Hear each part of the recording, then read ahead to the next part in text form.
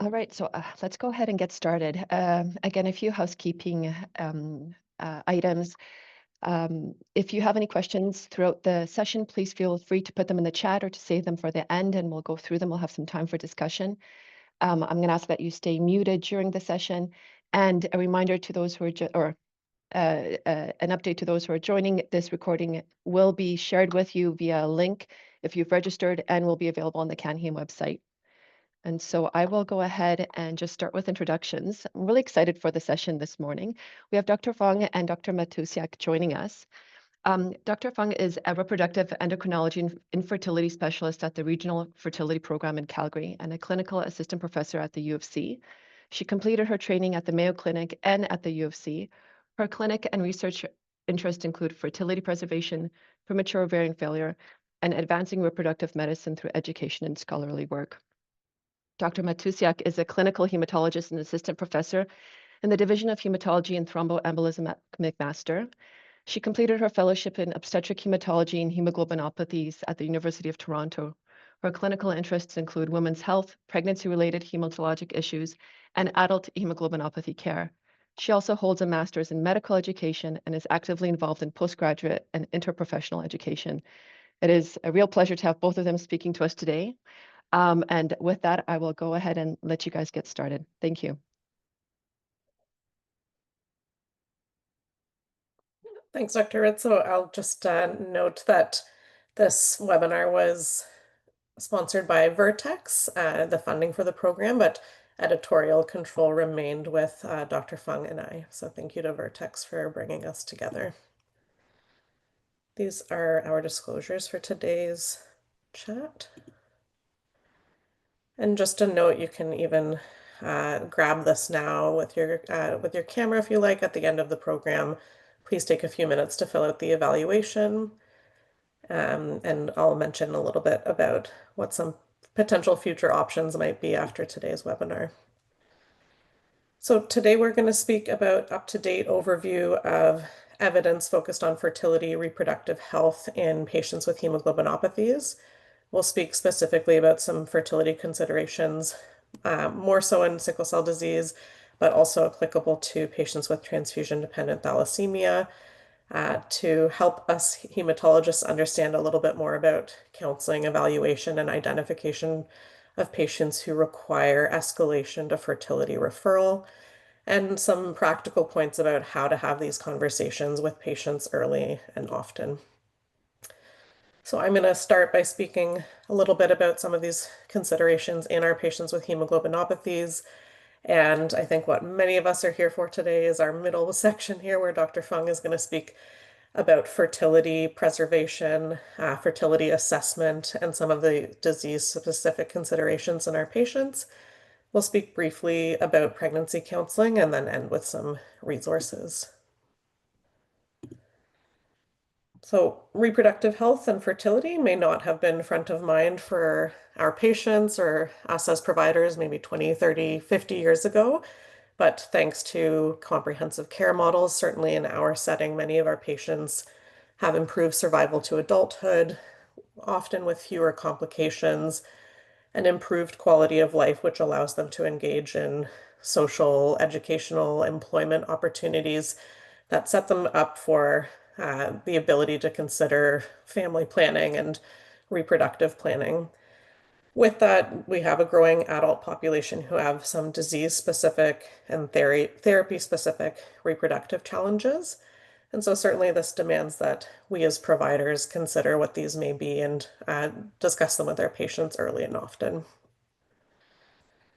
And I did mention briefly, but just some notes about today, because we have a 60-minute webinar.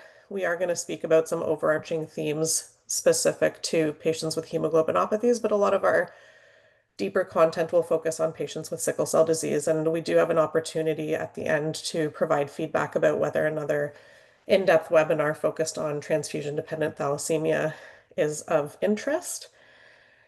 And there are a few other assumptions and notes I want to make. One is that the basic definitions of fertility and infertility are difficult to define and measure, and certainly not extensively studied in this population.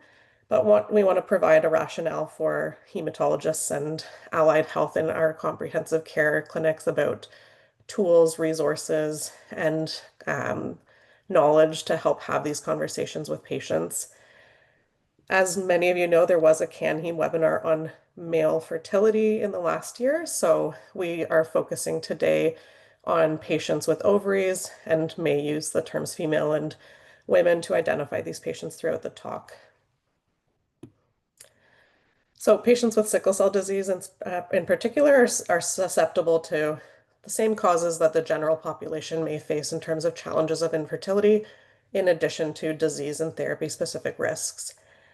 And there are high rates of self-reported infertility in individuals with sickle cell disease, but the fertility or infertility rates have not been extensively defined in this population. Some of the objective measures of fertility and infertility include, of course, the reproductive window. So women with sickle cell disease are known to enter menarche at a later age and start menopause at an earlier age, which is more so in patients with the SS genotype, so have a shorter window of opportunity for fertility. And at a more in-depth level of ovarian function, there are a couple of measures that are commonly looked at when predicting reproductive potential. So one that many of us may remember from medical school is the anti-Müllerian hormone, or AMH. This is a laboratory biomarker of ovarian follicle reserve and can be used in conjunction with other hormonal markers and imaging markers to estimate ovarian reserve. And in the sickle cell population, AMH levels are lower among our patients than they are compared to controls, and this is evident from a young age, so as early as the 20s. Diminished ovarian reserve is a concept or term that may include AMH, but also encompasses some of the imaging modalities or assessment of ovarian follicle levels. And this term is used as a prediction of response to fertility treatment, so not necessarily fertility or infertility itself, but the presence of diminished ovarian reserve is a threshold or accepted indication to consider fertility preservation strategies. And among females with sickle cell disease, diminished ovarian reserve is identified in up to a quarter of our patients under the age of 31. So again, from a young age, evident that there appears to be some lower ovarian reserve. I will mention briefly here and cover in more detail that this has been independently associated with hydroxyurea use in some of these studies as well. So I think overall very important to have the conversation with our patients that there are both disease-specific and therapy-specific risks to their fertility. And many of us are comfortable and probably have a lot of conversations about the mortality and morbidity associated with untreated sickle cell disease. And certainly reproductive health in the ovarian tissues are an end organ like any other. So untreated sickle cell disease is independently associated with diminished ovarian reserve, both in adolescents and young adults. And again, we'll touch on this briefly, but pregnancy is also known to be higher risk in our patients, both for maternity and fetal morbidity and mortality.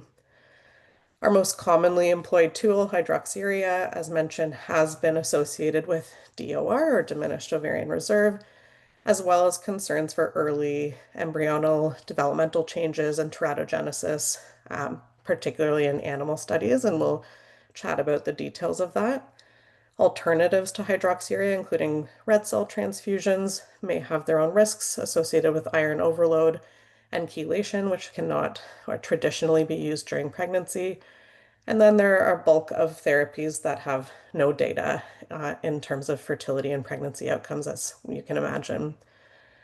In the era of curative therapies, alkylating agents and irradiation, which are part of conditioning regimens, are very well documented to impact fertility and ovarian insufficiency, and are very well accepted indications for fertility preservation in patients with sickle cell, as well as patients who are exposed to these therapies in the oncology world. So this is quite distinct from things like hydroxyurea, for example. So I mentioned already this association between sickle cell disease and lower AMH. This appears to be more prominent with hydroxyurea use in particularly in younger patients, as you can see here. And while this has been demonstrated in a few studies, the risk is not currently associated with pregnancy outcomes, which is important when considering fertility. And historically, we're all of the understanding that the treatment or use of hydroxyurea is associated with disease severity. That might be less so this day and age, but historically, hydroxyurea has been used more extensively in patients with more severe phenotypes in the SS and S beta genotypes, for example. So hydroxyurea is not known to specifically cause lower ovarian reserve. That has not been firmly established, whereas it clearly looks like an association. This more recent study looked at microscopically at ovarian tissue that was being preserved in a pediatric population going forward for stem cell transplant. And they had patients who were both hydroxyurea naive and those who had hydroxyurea exposure prior to transplant. I think a fair assumption is that these patients who are being put forward to transplant at this young age had similar disease severity. And they actually did not see any histologic evidence of a difference between the two patient groups in terms of ovarian reserve. So the takeaway from this is really that exposure to hydroxyurea did not reduce ovarian reserve in this pre-pubertal population and probably should not be considered an indication for fertility preservation just on its own. Many patients have questions about conception and pregnancy. So importantly, providers often are asked about when to stop or how long to continue hydroxyurea among those who are actively trying to conceive. And most guidance documents, as many of us would be aware of, advocate stopping in the preconception period or at the time of positive pregnancy test. The evidence from human data does not suggest a high teratogenic potential at the doses that we use in our patients. So discussion about risks and benefits of stopping prior to conceiving should be individualized. So I mentioned some of these already, but there is mixed clinical evidence about patients with sickle cell disease having lower AMH than non-sickle cell counterparts, in particular with reference to hydroxyurea use. And more recent histologic studies don't suggest a direct effect on ovarian tissue of this medication that we so often use.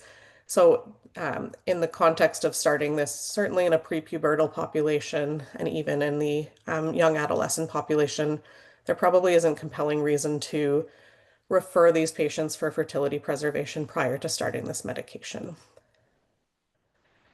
And the discussion around discontinuing prior to pregnancy needs to balance the vulnerability that your individual patient might have to potential severe complications and thus impaired fitness for achieving and maintaining a pregnancy if they're unwell, versus some of the documented concerns for teratogenicity, particularly in animal studies. It's always important to talk about alternatives to hydroxyurea in pregnancy, and red cell transfusion is a well-accepted alternative that also includes considerations about resources, time and financial toxicity for patient, iron overload, and importantly, alloimmunization and transfusion reaction risks. So this is a bit of a segue to some of the discussion points and what we understand about patient understanding of their own fertility in this population. Much of this evidence comes from patients who are going forward for stem cell transplant because this is often a clear indication to have this discussion. And while it is, the evidence suggests that patients and their caregivers have a low level of knowledge about reproductive health and fertility, despite a high desire for having this knowledge and a high desire for biologic parenthood later in life. And only a minority of patients and their parents or supports report having had these discussions prior to the transplant process.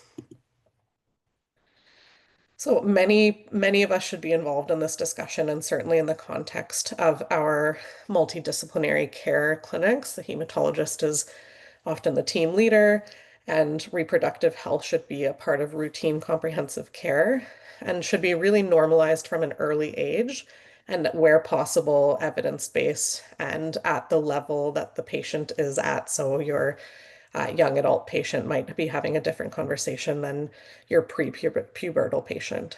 Our social workers are an amazing resource to identify and navigate some of the barriers to reproductive care, particularly around location, transportation, and cost, but also the greater discussions and patient philosophies and values around family building, fertility, parenthood, and then, of course, our fertility experts in our area and peer support groups in Ontario. We have a couple of options, including SCAGO. And as I said, this talk is only an hour, so we're speaking specifically about fertility, but I think important to include reproductive health as part of your routine discussion, which includes contraception, counseling about pregnancy, and genetic counseling in addition to the fertility assessment and prevention discussions we're having today. And this has been documented in guidelines for a long time, at least in the sense that we should be considering having these discussions or encouraging patients to have a reproductive life plan. I kind of liked this concept of family building, which is a little bit more contemporary, which includes not only the patient desire for when, if, and how many children they might want, but also the potential pathways to biologic parenthood and what the alternatives are. There's no sickle cell specific tool for these discussions, but there are many AYA tools for having preconception discussions in patients with chronic disease, as well as having a discussion around reproductive life plan. So I won't read through these, but I think these are a great resource. And I think some early starter questions to consider having even with your young patients is, how do you feel about having a family of your own someday? And what might parenthood look like for you as an individual with sickle cell disease? Importantly, understanding what you have in your area in terms of local expertise, establishing relationships and pathways with your fertility providers, and working towards a disease-specific model is encouraged. Important to acknowledge with patients that wait times and costs and travel are all really important potential barriers to navigate. And again, having your multidisciplinary care team on board with this is imperative. I'm going to hand off to Dr. Foong now. Thank you, Dr. Matusiak. So I'm going to continue on to talk to just the next part of the presentation, which is going to cover fertility discussions and treatment options for patients with hemoglobinopathies. And as we had mentioned earlier, the session today will focus specifically on sickle cell disease. So to start off, we have to take ourselves back to physiology and to understand what is different about patients with ovaries versus patients with testes. And in patients with ovaries, we always have to remember the fact that mammalian females are born with a fixed number of eggs in the ovary. So starting prior to birth at 16 to 20 weeks gestation, that's the maximum oogonal content at 67 million. Reaching birth at 1 to 2 million, puberty is about 500,000, and at 37 years, 25,000. So it is very important for us to then perform an evaluation for ovarian reserve in order to individualize care for our patient. There are several ways to determine a person's ovarian reserve. There's no one perfect way, and so often you're going to see the REI doctors using a combination of all of these options. The oldest one will just be for hormonal measurements. That would be usually done at the early follicular phase. So in a regular menstrual cycle, counting day 1 as the first day of bleeding, we would usually do the test on day 2 or 3 of their cycle. And there is no perfect cutoff that ensures a person's reserve is good, but typical accepted values would be an FSH of less than 10 and with a low estradiol level at the early follicular phase. The next option that you might have come across would be done by ultrasound. So this would be transvaginal ultrasound would be the gold standard, and we call this antral follicle count. So what you see in the pictures here on the left is you're seeing follicles as we scan through an ovary transvaginally. And what we're doing is we're counting those little black circles you see there, measuring between 2 to 10 millimeters. These are the antral follicles. And typically, we want to, have a high number, something in the teens or so. And if we're seeing numbers that are less than 5, then that's considered poor prognosis. And then the most accurate measurement of all, and I had to chuckle a little bit when Dr. Matusiak said, we'll recall AMH from medical school, because certainly when I went to medical school, there was no AMH clinically available. But AMH is actually the latest and greatest. It is the most reliable test at present because of its low intercycle variability. So it is not dependent on technicians. It's not dependent on the menstrual cycle phase. But we do understand now that it still can be affected by different medical conditions and coexisting diagnoses, as well as, such as the birth control pill that can suppress levels. The most important thing about an AMH is ensuring that we provide adequate pre-test counseling to our patients, because anti-Müllerian hormone, or AMH, predicts the response to therapy. It predicts how many eggs a person is going to get if they were to go through oocyte retrieval. It predicts their response. It predicts what dose I should be using in terms of the stimulation protocol. But the most important thing is it does not necessarily predict the ability to get pregnant. It does not predict pregnancy chances, because we certainly see pregnancies despite undetectable AMH levels.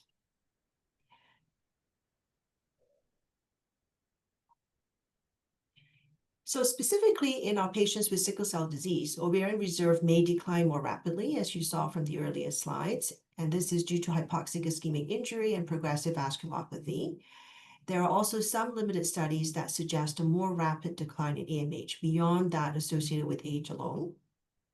There is also limited data on the long-term risk of hydroxyurea, and it is unclear as to whether it actually directly contributes to a reduction in ovarian reserve or is just a proxy or an association for severe disease. But one thing that we are starting to see more of is patients that are candidates for hematopoietic stem cell transplantation in the SCD population. And certainly we're seeing high risk of infertility in the excess of 80–90%. And therefore, these are patients that should have fertility discussions prior to embarking on therapy. So to start with, it's always important to remind ourselves of what the normal menstrual cycle does and achieves every month. So you saw earlier that the female ovaries are born with a fixed number of oocytes from the beginning. And so at the start of every menstrual cycle, a subset of these oocytes are going to grow. And from that, you probably remember the term selection of the dominant follicle. So you're going to see the selection of one egg grown to full maturity. You see that big spike in the middle, which is the LH surge, indicating ovulation and the release of the oocyte. And at the end of that cycle, that whole batch is going to go through programmed cell death or apoptosis, and it cannot be saved for the next cycle. So it's very important to understand this concept, because as we work through fertility treatments, we're going to come back to what the normal menstrual cycle is, and we're then going to talk about how we manipulate it. So for patients with sickle cell disease, if normal ovulation of a single follicle has not achieved pregnancy, then they are candidates for ovulation induction. And typically the simplest ovulation induction medications involve oral meds. There are two that are commonly used, clomiphene citrate and letrozole. Clomiphene citrate has to be compounded. It's no longer available worldwide, but it can be compounded at local pharmacies. It is a selective estrogen receptor modulator. It has been around and used for well over 60 years, so it is the oldest drug available. And it behaves as a competitive inhibitor of estrogen binding to its receptors. So you can actually see elevated estrogen levels, elevated progesterone levels associated with clomiphene citrate ovulation induction. The newer drug available that you might see more commonly is letrozole, which is an aromatase inhibitor. And this blocks the conversion of androgens to estrogen. So as a result of that, you have less negative feedback of estrogen at the pituitary, and this pushes ovulation. If oral medications don't work, then the next step often would be to consider injectable gonadotropins. So we are actually supplementing nature with more gonadotropins, more FSH plus minus LH, to affect the release of more than one egg. So this is what you would hear termed as superovulation, and often coupled with intrauterine insemination as well. But when that does not work, that patient will have the option to go on to assisted reproductive techniques. And the same assisted reproductive techniques are also used when patients are considering fertility preservation options if they wanted to preserve their fertility for future use down the road. So when we're looking at fertility preservation options, it is always best to divide it into patients with testes, patients with ovaries. And obviously, for the purpose of the objectives of this webinar, we're only going to concentrate on patients with ovaries. And it's best to then divide it into pre- and post-pubertal patients. So to start with, we're going to go with post-pubertal population because that is the best data that we have. And what we need to do when we're using assisted reproductive techniques to preserve fertility in post-pubertal patients, we have to recall that natural cycle we just talked about. So instead of just growing and releasing one dominant egg or one oocyte, the goal here is to obtain more, 12, 15 or more. And the important thing to be able to do this and to manipulate the natural cycle is the ability to prevent that premature ovulation of only one egg. So to achieve this, the steps that we have to take involve suppression of the hypothalamus pituitary function, and we use medications such as GnRH agonists and GnRH antagonists. Mostly what you're going to see today is largely GnRH antagonists because these drugs work within hours versus GnRH agonists will need about a 10 to 14 day downregulation period prior. Once the hypothalamus pituitary is suppressed, we then inject gonadotropins. So we're going to supplement more to the system to grow a batch of mature eggs. And once that is fully grown, we would trigger final follicle maturation with HCG. And remember back in the days that LH is very similar, it is homologous to HCG, and that's what we use. And if a patient is considering pregnancy, then we have to support the pregnancy with luteal support with estrogen and progesterone hormones. So this is a schematic of what a patient is going to go through. One of the biggest advancements that we've had in recent years is the ability to actually provide random starts to patients. So if patients are under a real-time crunch, we actually have the ability to start at any time in their cycle, as opposed to waiting for the onset of period to start. And so when you see what you see as 1 here is the first day of the stimulation. We're going to use injectable gonadotropins to grow follicles up. We have to monitor the development of these follicles by ultrasound, which is transvaginal. So you see the pictures on the top there are follicles as they grow and they enlarge in size. We have to prevent ovulation, as you heard earlier. So we're going to use GnRH antagonists that work within hours of administration. And once the follicles are ready, we then trigger final follicle maturation with either HCG or GnRH agonists. When we use GnRH agonists, what we're trying to do is we're trying to actually use the intrinsic stores of LH in a person's pituitary to be able to affect final follicle maturation. And the reason this is extremely important, especially in this patient population, is because one of the complications that can result with ovarian stimulation is ovarian hyperstimulation syndrome. So some of these patients can develop a very exaggerated response when you're trying to push that ovary to grow from 1 egg to 12 or more eggs. And obviously in the lesser or milder version of it, they may experience nausea, vomiting, bloating. But in our SCD population, it's extremely important that we avoid the moderate or the severe version of ovarian hyperstimulation, because as you see, there are fluid shifts that can happen, dehydration, venous thromboembolic disorder, stroke, and even death. And obviously, these are super critical to keep in mind in the SCD population. Fortunately, severe OHSS is largely preventable at this point with the recent advancements I highlighted earlier. So most of these protocols are going to be GnRH antagonist based, and we replace HCG trigger with GnRH agonist. And these are steps that can be taken to reduce the OHSS risk to single digit or less, and this actually helps to keep our patients as safe as possible. This is what an oocyte retrieval looks, and it's important for us as providers to be aware of what our patients are going to go through. So oocyte retrieval is done transvaginally in majority of the situation. And what you see here is ultrasound-guided follicle fluid aspiration. So the needle is going to go into each follicle by ultrasound guidance. We drain the fluid, and within it, we hope to find an egg. The egg is not visible to the naked eye, so we hope that under the microscope,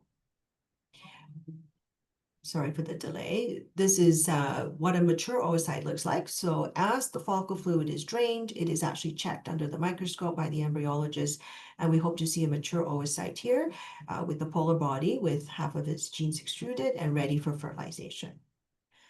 Now, for patients who are looking at just fertility preservation of eggs alone, we then have the ability to vitrify these mature oocytes. So we still colloquially use the term freezing, but we certainly don't freeze eggs anymore because the formation of ice crystals is going to damage the internal structure of the egg and cause an increased risk of aneuploidy, these eggs. So what we do is we actually borrow lessons from animals that survive in the Arctic harsh winters, and we actually surround the egg with high concentrations of cryoprotectants so that we actually transition it from a fresh state to a glass-like state. And there's generally excellent survival of vitrified mature oocytes. Very commonly you see 80, 90, if not 100% survival of oocytes. And the latest data seems to suggest that these vitrified or frozen is the colloquial term, eggs appear to function similar to fresh ones. Oocyte freezing has been considered non-investigative since 2013. So over a decade ago, we started doing this. But of course, we're still looking at limited long-term follow-up data just because the return of patients to come back and use their eggs is still limited at this point over the last 10 or so years. In patients who wish to fertilize their eggs, if they have a definite source of sperm, they can actually then fertilize with partner sperm or donor sperm. And what you see here is the method of injecting sperm into a single oocyte to effect fertilization. And the reason why some patients would do this is to get that confirmation that their oocytes are fertilizable, because in nature, you're going to see attrition at every step of the way. And what we hope after fertilization the next day is to see these two parcels of genetic material where you see one coming from the oocyte and one coming from the sperm. And interestingly, you can't really tell the difference of which came from where. And then this embryo is going to divide. So by the third day, you're going to see it reaches around 8 cells. By the 5th day, you're going to see in the lab, it would reach about 1 to 200 cells. Now, this is a very important stage because the blastocyst stage at about 1 to 200 cells confirms the successful combination of the genetics from the male and the female. And you now have the embryonic genetic code that has turned on. And for our patients, some of our patients may be especially interested because if they have the interest to halt the transmission of genetic conditions onto the next generation, patients can elect to undergo pre-implantation genetic testing. So what you see here is the blastocyst that's hatching out, and the pipette here is basically pulling out 5 to 7 cells from the trophectoderm. And these cells are then removed for testing, which takes a few weeks. There are 3 types of genetic testing available on these 5 to 7 cells. We can check for aneuploidy. We can check for monogenic disorders such as sickle cell and hemoglobinopathies. And you can also check for structural rearrangements of the chromosome. What are the special considerations to keep in mind in our patients with SCD? It is very, very important to at least have that conversation and to work with the hematology team regarding what to do about hydroxyurea during ovarian stimulation. If a patient elects to stop hydroxyurea, then there has to be some consideration given as to whether a washout period is desired. More and more patients are choosing to continue on hydroxyurea through ovarian stimulation. In patients that choose not to, however, they may have to replace hydroxyurea with red cell transfusion, which is very important to coordinate with hematology. During ovarian stimulation, we have to be cognizant as providers that some of these patients may have a potential for lower oocyte yield because of some of the factors mentioned before. It is also very important to prevent severe pain crises because these severe pain crises can lead to cycle interruption and cancellation. Very important to reduce the risk of ovarian hyperstimulation, which is something we have to be extremely careful about. We always have to keep at the back of our mind the hypercoagulability risk in these patients. And so there may be a compelling role for prophylactic low molecular weight heparin in patients undergoing ovarian stimulation. And the other thing I always remember at the back of my mind is to avoid glucocorticoids as much as possible due to the association with vaso-occlusive crises in these patients. During the oocyte retrieval procedure, most of oocyte retrievals in Canada are done under IV sedation, which is a safer alternative for SCD patients and to try to avoid general anesthesia if possible.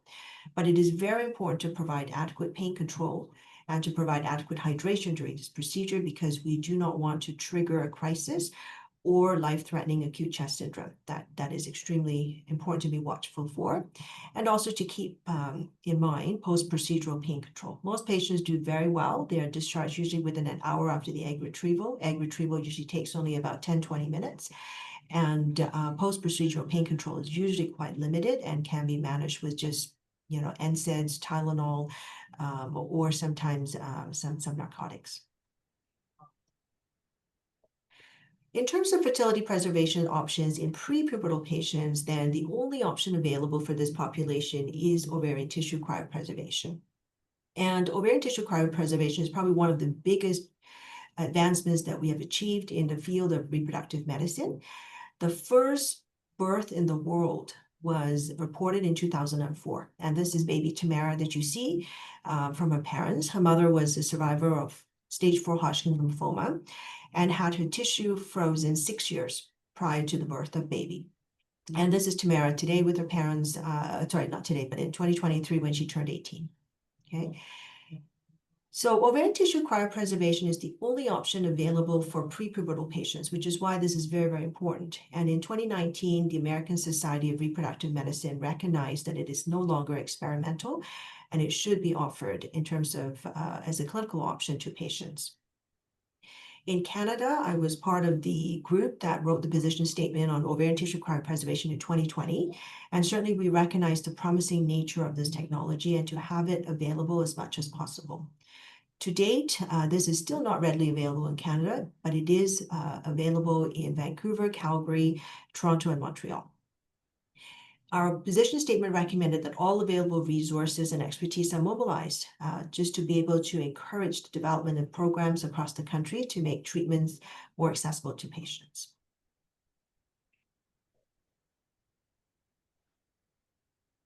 Globally, this is the data that we have today. There's been about 200 or more live births reported, including tissue that was frozen in premenarcheal girls, so the population that we're talking about, that have successfully achieved live births in the world. The pregnancies and live births were achieved either spontaneously or following IVF. When the tissue is transplanted back, these grafts become hormonally active, usually within about 3 months of transplantation, but they do have a graft survival period of about 5 years. So typically, we do not recommend transplantation of the graft until the patient is ready to conceive. And the live birth rate has been reported somewhere around 30% in the world. So patients and families should be counseled on the relative novelty of this technique, even though it's available in certain sites and centers in Canada. They should still be aware of the paucity of long-term outcomes and data available. But why do we choose ovarian tissue cryopreservation? Because it is the only option for prepubertal patients. There is no delay. So basically, the procedure can be done for the tissue harvest today, and the treatment for stem cell can be started the next day. In addition to fertility benefits and conception, it can also restore ovarian function and hormonal production. It can permit natural conception, so it is not necessarily requiring the use of IVF later. And the very, very powerful option, it is a very powerful option for patients, especially if they've already started chemotherapy. So this is what ovarian tissue cryopreservation looks like in the lab. When we receive the ovaries, they're bisected. We remove the middle portion, which is the medulla, and we only keep the cortex, the thin outer layer, because that's where all the follicles are from birth. And the tissue is actually finely diced into smaller pieces to allow for maximum penetration of cryoprotectants. And then it's frozen. So this one is actually slow freeze. Vitrification can also be used, but for slow freeze, we then keep it under liquid nitrogen at minus 196 Celsius until the tissue is ready to be used.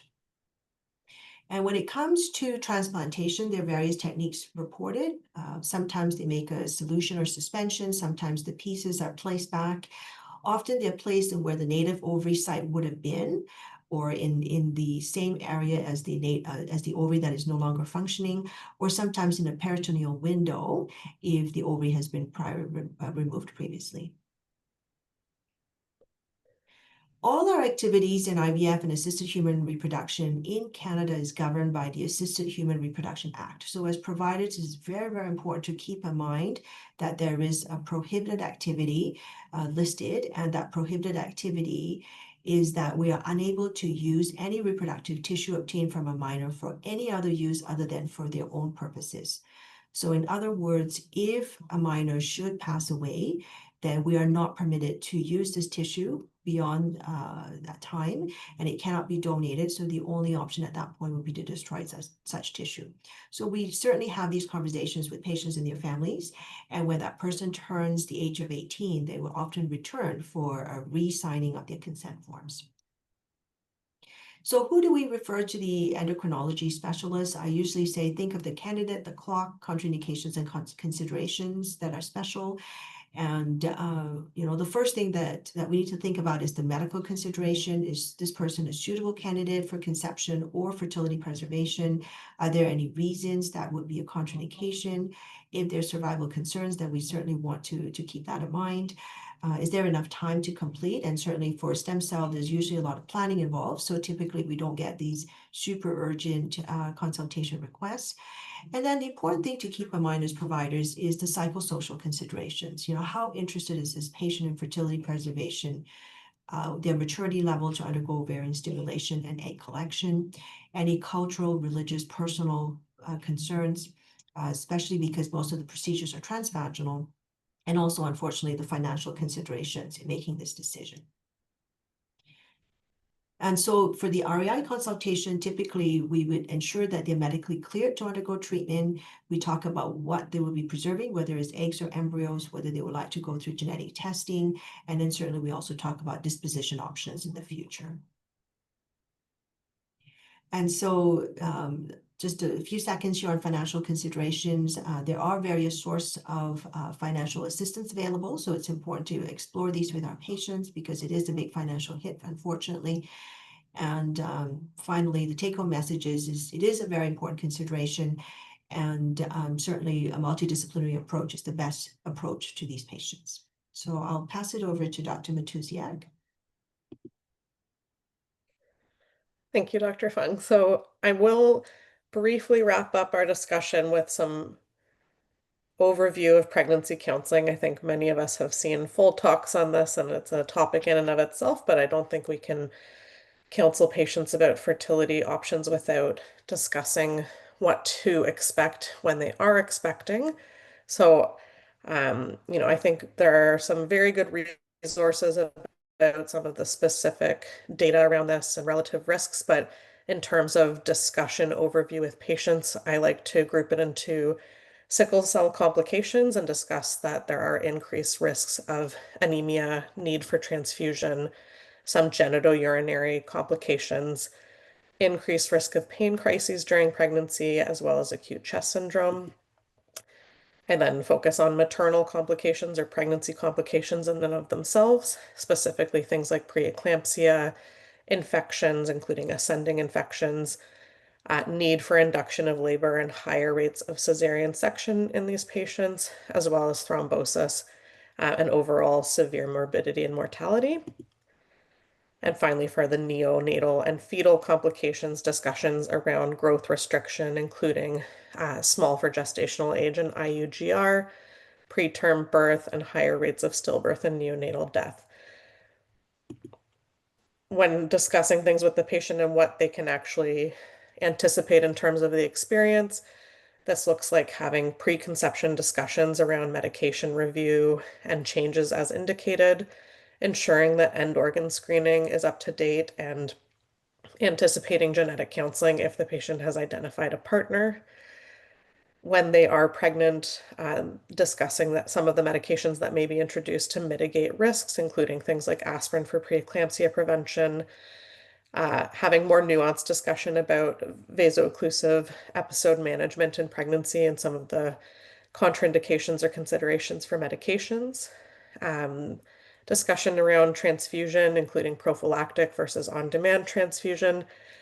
And importantly, the time and financial toxicities associated with increased surveillance, lots of appointments, and increased medicalization of their pregnancy and delivery. Postpartum, important to review thrombosis risk management, which may include low molecular weight heparin, as well as the resumption of their usual disease-modifying therapies and how that might interact with plans for breastfeeding. So we are going to wrap up there because we wanted to leave time for questions. I'm sure there are many. And as mentioned, if there is an appetite for looking more in depth at transfusion-dependent thalassemia, there is a very recent guideline, including some of our Canadian colleagues, that includes a chapter on fertility and pregnancy. So would encourage you to look at this early.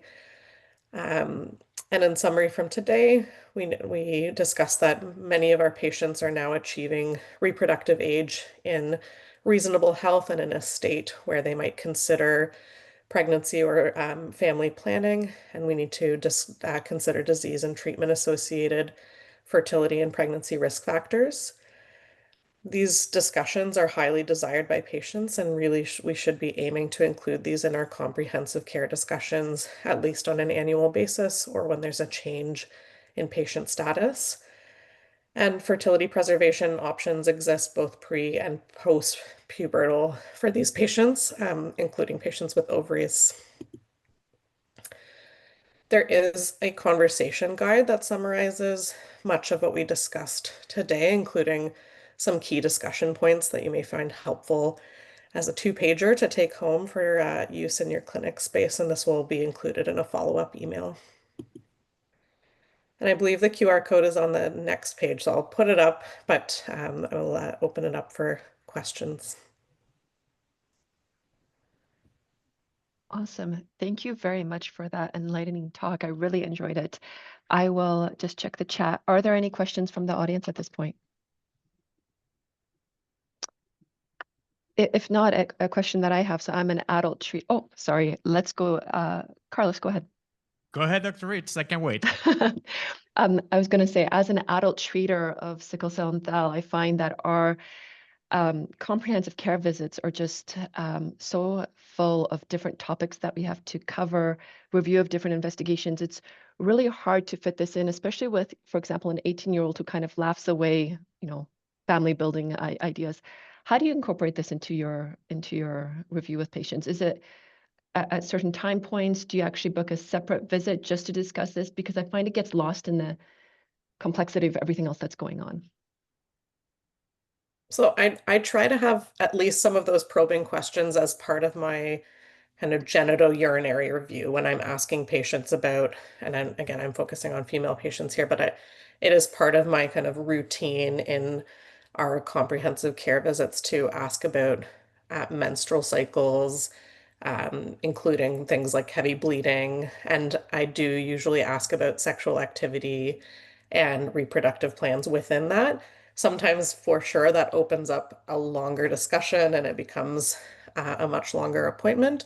But often there's a fairly quick answer, and if it's, oh yeah, I'm not thinking about that right now, then I usually ask about contraception, and that might open up another longer discussion. But I think trying to include it at least in like an annual review, or as I said, when patients status changes, they became engaged or they've just gotten married, they are thinking of going down the pathway of curative therapy, or certainly if they bring it up, I think those are all opportune moments to take the time. And I haven't necessarily booked separate visits, but I also, in my general hematology practice, because I have a focus on pregnancy, have done a number of preconception counseling consults for patients with hemoglobinopathies who may or may not be part of our clinic, maybe live somewhere else or have just moved to the area. So sometimes I have had full consults that are focused on that. Thank you. I think from our perspective, by the time they come to see us, you've done all the hard work. So when they come to see us, it's a more focused conversation. They know that they're talking about fertility.